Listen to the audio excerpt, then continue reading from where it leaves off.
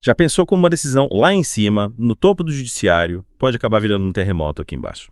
É, tipo, o que acontece lá no STF acaba respingando na gente de um jeito ou de outro. Pois é. E hoje a gente vai mergulhar de cabeça nessa polêmica toda, nessa corda bamba entre o que a lei diz e como o Supremo tem interpretado as coisas ultimamente. E a brasa tá pegando forte, especialmente com as ações do STF nas investigações dos atos de 8 de janeiro, né? É um debate super acalorado. E, para a gente entender tudo direitinho, a gente foi atrás de várias fontes. A gente tem aqui um blog, o blog do Paiva, que critica bastante o sistema judicial, e também a gente tem transcrições de vídeos do YouTube de canais como a FAPESU, o Luiz TV e Verdade Política. Cada um com sua visão, suas análises das decisões do STF. A gente vai tentar destrinchar tudo isso pra você. A ideia é mostrar todos os lados da moeda, sem tomar partido. A gente quer te dar as ferramentas para você formar sua própria opinião. Exatamente. E para você acompanhar a gente nesse mergulho, vamos começar pelo blog do Paiva. Eles têm uma tese bem forte que chamam de Brasil sem leis. Brasil sem leis, hein? Parece pesado. A ideia central é que o STF está indo além do que a Constituição permite, sabe? O que, segundo eles, está gerando uma insegurança jurídica enorme e até uma perseguição política. Insegurança jurídica. A gente ouve essa expressão direto, mas como isso se aplica aqui? Eles falam muito do uso excessivo de decisões monocráticas. Decisões monocráticas. Aquelas decisões tomadas por um único ministro, sem passar pelo plenário, sabe? E eles criticam que muitas vezes isso acontece sem uma justificativa forte, o que gera essa insegurança. Porque imagina, as regras do jogo mudam do nada. É como se a gente não pudesse confiar nas leis, mesmo se a gente estivesse seguindo tudo direitinho. É isso aí. É? O blog argumenta que a lei que deveria proteger a gente de abuso do governo está perdendo a força. Eles argumentam que as pessoas estão com medo de expressar suas opiniões, com medo de virar alvo de processo, sabe? Virar alvo só por discordar. Eles falam que isso é uma aplicação seletiva da lei. E essa sensação de que as coisas podem mudar a qualquer momento, sem aviso prévio, acaba gerando um sentimento de impotência na população. Eles também criticam a falta de mecanismos para controlar os juízes, né? Quer dizer, se o presidente comete um erro grave, existe o impeachment, deputados e senadores também podem ser cassados, e os juízes, como a gente garante que eles estão agindo corretamente? O blog do Paiva levanta essa questão e eles são bem críticos em relação a isso. Eles argumentam que não existe uma forma realmente eficaz de responsabilizar juízes por seus atos. Vocês viram que eles ficam impunes. Eles argumentam que a aposentadoria compulsória, mesmo com salário integral, não é uma punição de verdade. A gente precisa de mecanismos mais fortes para garantir que o judiciário seja transparente e responsável. E essa crítica deles se aplica só ao STF ou outras instâncias também? Eles argumentam que esse problema não se limita ao Supremo. Eles citam exemplos do que eles consideram decisões absurdas em tribunais inferiores, decisões que eles veem como politicamente motivadas. Tipo, usando a lei para perseguir quem pensa diferente. Exatamente. Eles usam um contraste forte, enquanto criminosos perigosos são soltos por causa de erros processuais. Pessoas comuns, figuras públicas, jornalistas, políticos podem ser perseguidos por suas opiniões. Eles chegam a dar exemplos concretos. Sim, eles citam casos específicos de pessoas que teriam sido alvos de processos com acusações vagas, sem provas concretas, e comparam com a facilidade com que criminosos perigosos conseguem se livrar da justiça por causa de brechas na lei. É uma crítica forte ao sistema como um todo. Sim, e eles também argumentam que essa falta de segurança jurídica tem um impacto enorme na economia. Como assim? Imagina você, um investidor estrangeiro, pensando em colocar dinheiro no Brasil.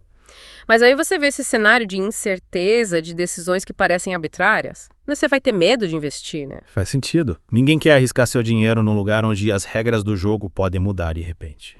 O blog do Paiva argumenta que essa insegurança jurídica afasta investimentos, prejudica o crescimento econômico do país. Eles defendem que a gente precisa de um ambiente jurídico estável, previsível, para que a economia possa prosperar. E quais as soluções que eles propõem?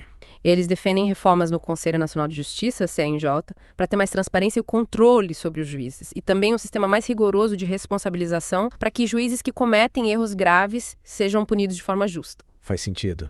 A gente precisa de mecanismos que garantam que o judiciário seja independente, mas também responsável por suas ações. Exatamente. O blog do Paiva faz um alerta sério. O futuro do Brasil depende de um judiciário que atue dentro dos limites da Constituição, que defenda o Estado de Direito. Eles fazem um chamado para que a gente lute por um sistema judicial justo e imparcial, onde a lei seja aplicada igualmente para todos. É um recado forte, sem dúvida. Agora, mudando um pouco de assunto, vamos falar da polêmica do vídeo apresentado pelo ministro Alexandre de Moraes durante o julgamento da denúncia contra o Bolsonaro pelos eventos de 8 de janeiro. O canal Ancap Sul dedicou um vídeo inteiro a essa questão. O ANCAP-Sul foca bastante nesse episódio do vídeo e a crítica principal deles é que o Alexandre de Moraes, ao apresentar esse vídeo, acabou agindo como acusador e não como juiz. Mas qual o problema disso? O juiz, em teoria, deveria ser imparcial, né? Ele deveria julgar com base nas provas apresentadas pela acusação e pela defesa. E nesse caso, quem deveria ter apresentado o vídeo? A função de apresentar provas é do procurador, no caso o Gonê. O juiz não deveria apresentar provas, ele deveria analisar as provas que lhes são apresentadas. Ao apresentar o vídeo dessa forma, o Alexandre de Moraes teria, na visão do PA-Pirenso, assumido o papel de acusador, o que compromete a imparcialidade do processo. E eles fazem alguma comparação para ilustrar essa crítica? Sim, eles comparam a situação com a Inquisição, onde o inquisidor era ao mesmo tempo investigador, acusador e juiz. Eles argumentam que essa concentração de poderes na mesma pessoa é um risco para a justiça, para a imparcialidade do processo. E, nesse caso, a situação é ainda mais delicada porque o Alexandre de Moraes também se considera uma vítima no caso do suposto plano de golpe. E essa atitude dele gerou críticas de outros especialistas em direito. Sim, o ANCAP cita vários juristas que consideraram a apresentação do vídeo inadequada, que criticaram o procedimento do ministro. Eles argumentam que, mesmo sendo um vídeo público, o fato de o juiz tê-lo apresentado dessa forma, como uma espécie de prova surpresa, é problemático. E por que isso seria problemático? Porque a defesa não teve a oportunidade de analisar o vídeo previamente, de se preparar para contestá-lo, e também porque essa atitude do juiz pode ser interpretada como uma tentativa de influenciar o julgamento, de reforçar a acusação. É como se ele já tivesse tomado partido antes de ouvir todos os lados da história. Exatamente. E o ANCAP-U também levanta a questão da diferença entre realidade factual e realidade processual. E qual a diferença? A realidade factual é o que realmente aconteceu, os fatos em si. Já a realidade processual se refere ao que pode ser comprovado dentro do processo legal, seguindo todas as regras e procedimento. Então, mesmo que algo seja verdade, se não for provado da maneira correta, não pode ser usado no julgamento. Exato. E o ANCAP-U argumenta que o julgamento deve se basear na realidade processual, nas provas apresentadas e analisadas dentro do processo, para evitar abusos e garantir a justiça. Então, apresentar um vídeo dessa forma, de surpresa, seria um desrespeito à realidade processual. Na visão do ANCAP-U, sim. Eles argumentam que a defesa tem o direito de ter acesso a todas as provas, de ter tempo para se preparar, para contestar as acusações. E que essa apresentação do vídeo de surpresa viola esse direito. E como a defesa reagiu a isso? Eles reclamaram, claro. Argumentaram que precisavam ter acesso ao vídeo dentro do processo formal para poder analisar o conteúdo com calma e preparar sua defesa. Imagina a surpresa de ter que lidar com uma prova nova no meio do julgamento, sem ter tido a chance de se preparar. Pois é. E o ANCAP-U argumenta que esse episódio reforça a alegação da defesa de que não está tendo acesso completo aos autos do processo, de que a acusação está escondendo informações importantes. Além da questão jurídica, o ANCAP também analisa as possíveis consequências políticas desse caso. Sim, eles argumentam que essa situação toda, essa forma como o processo está sendo conduzido, está criando na opinião pública a percepção de que o Bolsonaro está sendo perseguido. Que ele não está tendo um julgamento justo. Isso mesmo. E eles alertam que essa percepção de perseguição pode acabar fortalecendo o Bolsonaro politicamente, criando um monstro político, como eles dizem. Pode gerar uma reação contrária. As pessoas podem se solidarizar com ele. Exatamente. E o ANCAP argumenta que isso pode ter consequências negativas para o STF nas próximas eleições. Eles citam pesquisas de opinião que mostram uma alta rejeição ao STF, com mais de 50% da população desaprovando a atuação do tribunal. Ou seja, o STF pode estar, sem querer, aumentando o apoio ao Bolsonaro. Esse ANCAP critica o que eles veem como uma falta de sensibilidade política por parte do STF, que estaria ignorando o impacto de suas ações na opinião pública. E eles também questionam a narrativa de que o Bolsonaro teria incitado os atos de 8 de janeiro, né? Sim, eles mencionam um vídeo do Bolsonaro de dezembro de 2022, onde ele pede a seus apoiadores que aceitem o resultado da eleição e a posse do Lula dentro da Constituição. Ou seja, um discurso que vai contra a ideia de que ele estava incentivando um golpe. Exatamente. E eles também levantam a questão da troca do comando militar. O Bolsonaro trocou os comandantes das Forças Armadas pouco antes de deixar o governo, e esses novos comandantes eram os escolhidos pelo Lula. Então, se ele estava planejando um golpe, por que colocaria no comando militar pessoas alinhadas com seu adversário? O ANCAP argumenta que essa atitude do Bolsonaro não faz sentido se ele estivesse realmente planejando um golpe. Ou seja, eles levantam várias dúvidas sobre a narrativa de que o Bolsonaro seria o grande mentor dos atos de 8 de janeiro. Sim, eles questionam essa narrativa e argumentam que ela não se sustenta diante dos fatos. E concluem que o episódio do vídeo apresentado pelo Alexandre de Moraes é mais uma evidência de que o processo contra o Bolsonaro é politicamente motivado. Eles usam uma expressão forte e dizem que esse episódio escancara o fim do Estado Democrático de Direito no Brasil. Uma crítica bem contundente. E o canal Eloís TV também fala bastante sobre esse caso do vídeo, né? Sim, o Eloís TV também critica a apresentação do vídeo pelo Alexandre de Moraes e eles levantam a possibilidade de que esse erro processual possa levar à anulação do julgamento. Eles também falam da decisão da Procuradoria-Geral da República, o PGR, de aceitar a denúncia contra o Bolsonaro por tentativa de golpe. Sim, eles comentam sobre isso e, na verdade, eles criticam a velocidade com que a PGR aceitou a denúncia. Eles comparam com a lentidão de outros processos, como o do mensalão, e argumentam que essa pressa toda levanta suspeitas. Suspeitas de que o processo contra o Bolsonaro estaria sendo acelerado por motivos políticos. Eles sugerem que pode haver um interesse em condenar o Bolsonaro o mais rápido possível para tirá-lo do jogo político, para abrir caminho para uma possível candidatura do Lula em 2026. Eles argumentam que a justiça não pode ser usada como um instrumento político, que os processos devem seguir seu curso natural, sem pressões externas. E, mesmo que Bolsonaro seja condenado, eles acham que a reeleição do Lula estaria garantida. Não, eles não acreditam que a condenação do Bolsonaro seria garantia de vitória para o Lula. Eles mencionam pesquisas que mostram a Michelle Bolsonaro vencendo o Lula numa eventual disputa eleitoral. Ou seja, a situação política é muito mais complexa do que parece à primeira vista. Eles argumentam que existem muitos outros fatores em jogo, que a condenação do Bolsonaro significa automaticamente a volta do Lula ao poder. O Eloís TV também critica a cobertura da Globo News sobre esse caso, né? Sim, eles criticam o que eles veem como uma tentativa da Globo News de normalizar as ações do STF, de minimizar a gravidade da situação. Eles citam comentários da jornalista Daniela Lima, que eles interpretam como uma tentativa de defender o STF a qualquer custo, mesmo diante de evidências de irregularidades. Mas o Eloís TV também apresenta argumentos contrários a essa visão crítica do STF. Sim, eles mencionam os dados apresentados pelo Alexandre de Moraes sobre os presos dos atos de 8 de janeiro, que mostram que o perfil dos presos é bem variado, com pessoas de diferentes idades, classes sociais e regiões do país. Eles também mencionam que muitas pessoas aceitaram acordos de não persecução penal, o que indica que elas reconhecem ter cometido algum crime. Ou seja, eles tentam mostrar que a situação não é tão simples quanto alguns críticos pintam, de que não se trata apenas de uma perseguição política contra pessoas inocentes. Exatamente.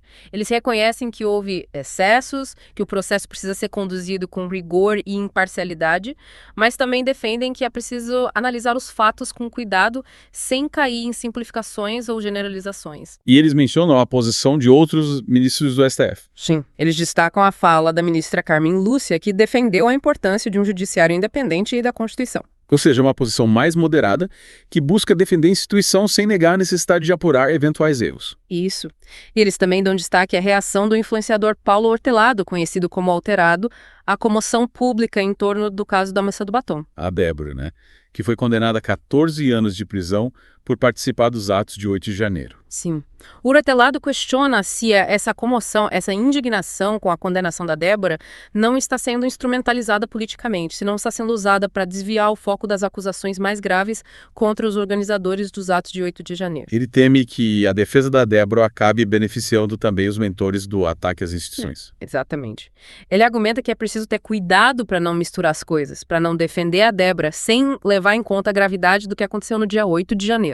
E o Eloís TV faz alguma crítica à forma como esse caso está sendo debatido na mídia. Sim, eles criticam a linguagem de alguns jornalistas e comentaristas que eles consideram parcial e sensacionalista. Eles defendem que o debate precisa ser mais técnico, mais profundo, com menos apelação emocional. Voltando à questão do vídeo, o Eloís TV reforça as críticas à atitude do Alexandre de Moraes. Sim, eles argumentam que o juiz não deveria ter apresentado o vídeo daquela forma, de surpresa, sem dar à defesa a chance de se manifestar. E como antes o Apiçu, eles também mencionam que o vídeo foi editado, que faltam partes importantes que poderiam mudar a interpretação dos fatos. Eles citam como exemplo a ausência de imagens do general Gonçalves Dias, que era o ministro do Gabinete de Segurança Institucional, GST, na época dos atos de 8 de janeiro. E eles trazem a opinião de juristas sobre a legalidade da apresentação do vídeo. Sim, eles citam o Fabrício Rebelo e a Érica Gorga, que consideram a apresentação do vídeo um erro processual grave, que pode levar à anulação do julgamento. E eles também citam o Sérgio Rosenthal, que é bem crítico, dizendo que o ministro não podia ter apresentado vídeos que não estavam nos autos do processo, que essa atitude viola o princípio do contraditório. E qual a conclusão do Eloís TV sobre esse julgamento? Eles veem o julgamento como uma disputa pessoal entre o Bolsonaro e o Alexandre de Moraes e estão preocupados com a imparcialidade do processo. Eles temem que a justiça esteja sendo usada para atingir um inimigo político e não para buscar a verdade. Essa é a principal preocupação deles. Eles defendem que o processo precisa ser conduzido com rigor e parcialidade, para que a justiça seja feita independentemente de quem seja o acusado. Para finalizar, vamos analisar o que o Verdade Política tem a dizer sobre esse caso, focando especialmente no caso da moça do batom, a Débora. O Verdade Política também dá bastante atenção ao caso da Débora, e eles usam esse caso para questionar a narrativa de que houve uma tentativa de golpe de Estado no dia 8 de janeiro. Como assim? Eles citam o jurista Fabrício Rebelo, que questiona se realmente estavam presentes os elementos básicos de uma tentativa de golpe, como a capacidade de tomar o poder, um plano de governo alternativo e o apoio das Forças Armadas. Ou seja, ele argumenta que sem esses elementos não se pode falar em tentativa de golpe. Exatamente. E eles também criticam a forma como Alexandre de Moraes usou o vídeo para justificar a condenação da Débora. Eles apontam uma suposta contradição. O ministro teria usado o vídeo para mostrar que houve violência nos atos de 8 de janeiro, mas a denúncia contra Débora não a acusava de ter praticado atos de violência. E o que a Débora disse que fez no dia 8 de janeiro. Ela disse que não entrou em nenhum prédio público, que apenas escreveu uma frase numa estátua. E o Verdade Política menciona que até especialistas da Globo estão preocupados com a possibilidade de o STF estar cometendo erros nesse processo. Será que o STF está condenando pessoas sem provas suficientes? É o que o Verdade Política sugere. Eles levantam sérias dúvidas sobre a condução do processo, sobre a imparcialidade do julgamento. E algum ministro se manifestou sobre as penas aplicadas aos condenados? Sim, o ministro Fux anunciou que pretende rever as penas porque considera algumas delas excessivas. Mas o ministro Zanin se opôs a essa revisão, argumentando que os atos de 8 de janeiro não foram meros atos de vandalismo, mas sim parte de um movimento golpista. Ou seja, a divergência de opiniões dentro do próprio STF mostra a complexidade do caso. Sim, e o Verdade Política destaca essa divergência, mostrando que não há consenso nem mesmo entre os ministros do Supremo sobre a gravidade do que aconteceu no dia 8 de janeiro. E o que aconteceu com a Débora depois da condenação? Ela escreveu uma carta se desculpando com o Alexandre de Moraes. Uma tentativa de se redimir, de conseguir uma redução da pena. O Verdade Política também mencionou uma fala do Bolsonaro sobre esse caso, uma fala irônica, onde ele diz que um lavador teria desfeito o golpe em Brasília. Uma crítica à fragilidade da acusação, à falta de provas concretas. Exatamente. E eles também criticam a decisão do ministro Fux de aceitar a denúncia contra o Bolsonaro para depois analisar as provas com mais calma. Eles acham que, se havia dúvida sobre a procedência da denúncia, ela deveria ter sido rejeitada de imediato. Sim, eles argumentam que essa decisão do Fux viola o princípio da presunção de inocência, de que o acusado é inocente até que se prove o contrário. E eles fazem alguma relação entre esse caso e o que aconteceu na Venezuela. Sim. Eles comparam a situação do Brasil com a da Venezuela, onde o sistema de justiça foi usado para perseguir opositores do governo e consolidar o regime autoritário. Eles temem que o mesmo esteja acontecendo no Brasil, que o STF esteja sendo usado como instrumento de perseguição política. E o que o Bolsonaro diz sobre isso? Ele se diz vítima de perseguição política e acusa o STF de estar agindo para impedi-lo de se candidatar nas próximas eleições. Ele faz um paralelo com a Venezuela, alertando para o risco de o Brasil seguir o mesmo caminho de se tornar uma ditadura. Uma acusação grave que precisa ser analisada com cuidado. E como o Verdade Política conclui sua análise. Eles usam uma expressão forte.